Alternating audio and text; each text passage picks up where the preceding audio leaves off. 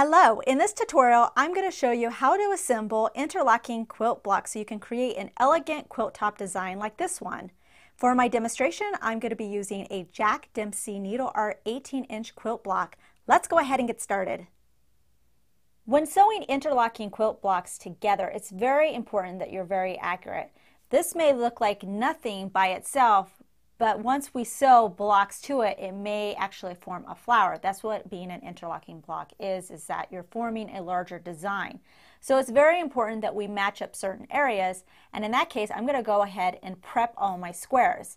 Now to prep, I'm going to grab a straight ruler and a fabric marker, or you can use a chalk or pencil, and you're going to draw lines for certain areas. Now since this pattern is symmetrical, it actually makes it really easy for us.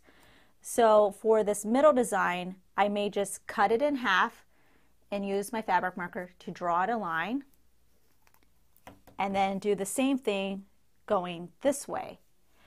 So once I have these lines going to the edge, that's going to give me something to match up. Also, I like to do it down here at the corner. So maybe I'm going to draw a line coming out this way and then coming out this way, so that the line is going right on the edge of this bottom row of stitches. So I'm going to do this for all four corners, and again, that's going to give me something to match.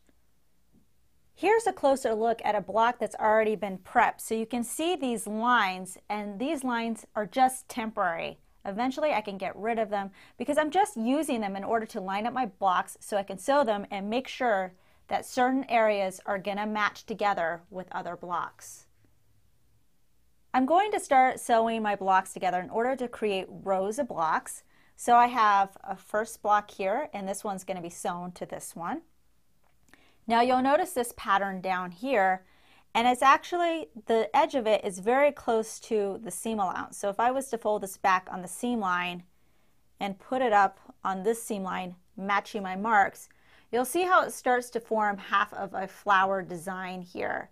This looks great, but even if you're off by just a little bit, you'll see how it kind of distorts that image. That's why it's very important to be as accurate as possible. So what I'm going to do is, let's bring this down just a little bit. I'm going to flip this block on top of this one, matching these edges here. You're going to make sure you have right sides together, and you want to make sure that your raw edges are matching. So let's grab a couple of straight pins. And I'm going to let's start with this middle line here. So I'm going to lift it up and see if they're matching. Looks pretty good. And if they are, I can go ahead and put a straight pin there. Then I'm going to move on to this line over here. If I need to adjust it, I can. It looks like they're matching. And then I'm going to put a straight pin on this side. So I'm going to match up all my lines, then go ahead and pin the ends, and then pin everything in between. So that way you know your major areas are going to match, and then we're just easing everything else in to match as well. I'm going to sew this at my 3/8 of an inch seam allowance. Don't forget to backstitch. I'm just using a regular straight stitch. And you really need to make sure, because some of these designs are really close to that seam line, that you're pretty precise in your seam allowance. So I could follow along with their blue line that they provide, or if you can't see those, go ahead and draw your own line, because we really want to make sure that we stick with that so we don't actually sew over our stitches. And also, as I'm sewing, I'm keeping my pins in as long as I can instead of removing them ahead of time, because if I remove them pretty early, sometimes your fabric can shift, and we definitely don't want it to shift at all since we're matching certain points. So I'm going to go ahead and finish sewing this, and then we'll talk about pressing. After you finish sewing your seam, it's always a good idea to then press them. It's going to make your overall quilt blocks look a lot neater. You need to make sure though that you're using a cool iron. If you have heat in your iron, it may set some of the ink marks, making it difficult to remove them later on. Now how you press them is really up to you. Some people prefer to keep them closed and pressed to one side.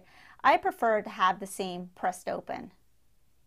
You can see at this point my overall design is starting to come together. The next step after this is taking all your rows and starting to sew them together. So here's one row, here's another one. I'm going to match up this edge right here, and this is going to become the next seam. So you're going to take this one, flip it so they're right sides together. You're going to make sure that the raw edges line up, and then we're just going to repeat the process we did before. Any marks that you have, you're going to match up. The seam line you can match up, and then the ends as well.